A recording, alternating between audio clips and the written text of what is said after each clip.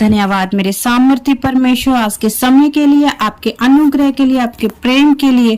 पिता परमेश्वर, एक जन के लिए जो आज ये वचन सुने पिता परमेश्वर, उन्हें ब्लेस करना, उनकी स्पिरिचुअल आइज को ओपन करना। आज हम बात करने जा रहे हैं कि आत्मिक नियम क्या है।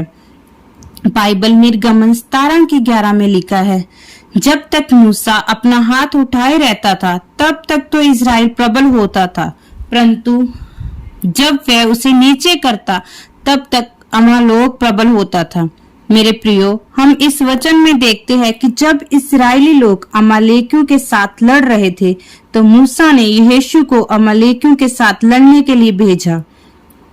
और बाइबल में लिखा, मूसा खुद पहाड़ की चोटी पर चढ़ गया और जब जब मूसा अपने हाथों को ऊपर उठाकर रखता था तब तब इजरायली जीतते थे। जब जब अपने हाथों को वह नीचे करता था तब तक इजरायली हारते थे। मेरे प्रियो, बाइबल में परमेश्वर कहता है कि हमारी लड़ाई अंधेरे की शक्तियों के साथ है, मांस और लहू के साथ नहीं।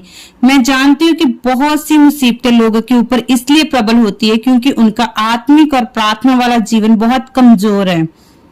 मेरे प्रिय भाई बहनों, भले ही इस्राएल के ऊपर परमेश्वर का वचन था, भले ही इस्राएल के ऊपर परमेश्वर का वायदा था कि मैं इस्राएली लोगों को कनान देश का वारिस बनाऊंगा जहां दूध और शहद की नदियां बहती है, पर फिर भी इजराइल हारता था जब जब मूसा अपने हाथों को नीचे करता था।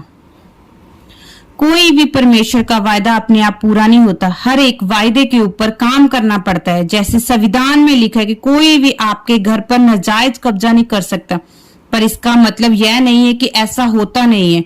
लोग ऐसा करते हैं। अगर आप अपने घर को आजाद करवाना चाहते हैं तो आपको संविधान को साथ अपने वकील के द्वारा उसके ऊपर केस करना पड़ता है, फिर आप अपने अधिकार को प्राप्त करते हैं।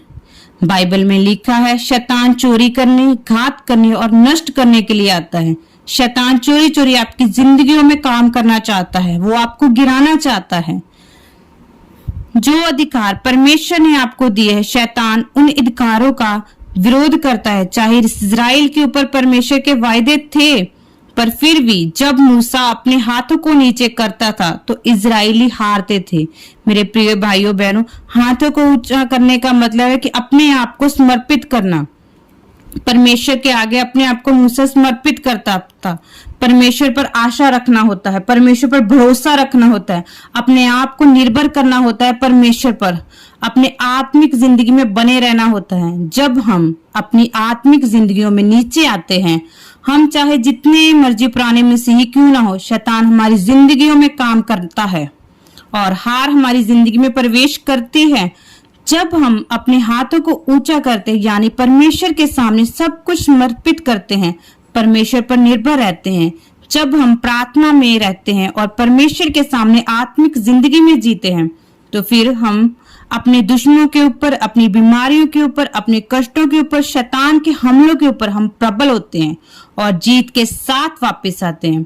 मेरे प्रियो, आज इस वचन को पढ़ने के बाद परमेश्वर आपकी जिंदगियों में काम करे, वे आपको छुए, आपको तैयार करे, आप अपनी जिंदगियों में हमेशा परमेश्वर पर निर्भर हो। परमेश्वर आपकी लाइफ में चंबे कायर करे और आपकी आत्मिक लाइफ को ब्लेस करे, आपको वो समझ दे, बुद्धि दे, ताकि आप उनके वचनों पर चल सकें, उसकी आराधना कर सके, उसकी महिमा कर सके।